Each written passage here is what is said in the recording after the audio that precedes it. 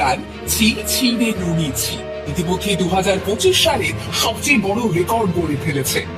ইউটিউবে ছাড়িয়েছে 150 কোটি ভিউজ, আর ইতিমধ্যেই ননি গানের রিলস করে ফেলেছে প্রায় 5 লক্ষ মানুষ।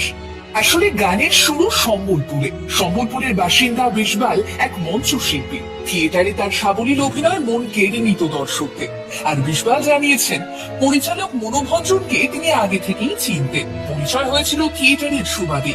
গ্রাম্য চেহারার এবং মিউজিক ভিডিওতে দক্ষতা না থাকলেও বিভূতিকে বড্ড মনে ধরেছিল পরিচালকের।